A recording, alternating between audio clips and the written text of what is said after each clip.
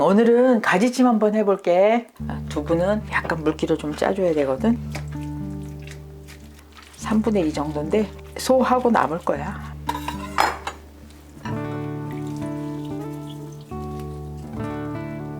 이렇게 짜고 나서 이렇게 톡톡 치면 한꺼번에 똑 떨어져. 그렇지 않고 그냥 하면 여기에 다 붙거든. 근데 이렇게 하면 흩어지지 않고 쏟을 수 있어. 50g 정도 되고 반 정도 돼. 소금, 맛술 약간, 마늘, 후추, 생강, 약간 참기름. 고기끼리 주물러 놨다가 두부하고 같이 섞을 거야. 소 광고나 돼지 광고 하나만 넣어도 돼? 그렇지. 돼지고기로 해도 되는데 이제 소고기랑 섞으면 좀 이렇게 깊은 맛이 나더라고. 돼지고기만 해도 충분히 맛있어. 이제 이렇게 넣고 양파는 이거 커서 3분의 2 정도 쓸 거야.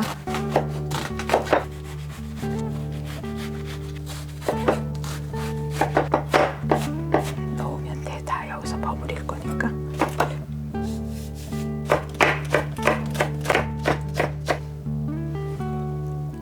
당근은 편리하게 채칼을 이용해 보겠어. 청양고추 2개. 조금 제거하고.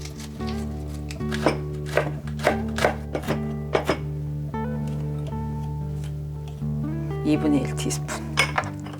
동그랑땡 할 때하고 소금 거의 비슷하지. 미리 재워뒀던 거. 참기름 한 큰술. 후추 아까 고기에도 들어갔지만 두부에도 들어가고.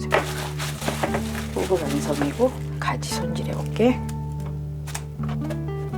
가지찜 할 때는 너무 굵은 거는 하기가 나빠. 잘못하면은 십자로 칼집을 줬을 때 찢어져.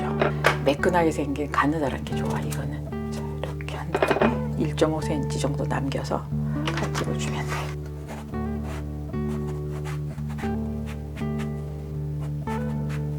살짝 벌려서, 확 벌리면 찢어져.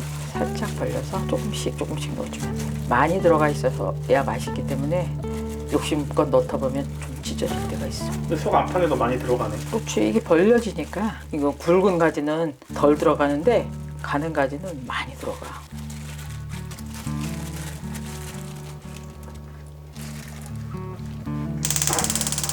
찌는 거 얼마 줘야 돼? 가지 굵기 따라 다른데 한 12분 정도 찌면 거의 돼. 가지가 약간 설컹하게 있거나 그러면 맛이 좀 적고 푹 익어야 하니까 넣을 때는 불을 끄고 넣어야 돼. 아니면 손을 대. 굉장히 뜨거워서. 마구잡이 넣어도 괜찮아. 양념장 만들어 볼게. 간장 3큰술. 위에 모양으로 이렇게 넣는 것보다 간장이 꽉 잠기도록. 마늘 2분의 1 작은술. 고춧가루 2분의 1 작은술. 깨 반큰술. 참기름 반큰술. 식초를. 양념장은 준비됐고. 됐어.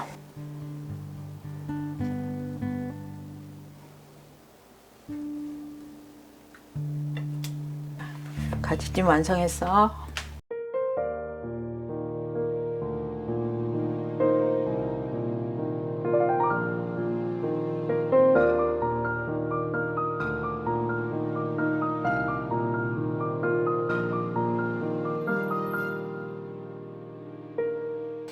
먹자.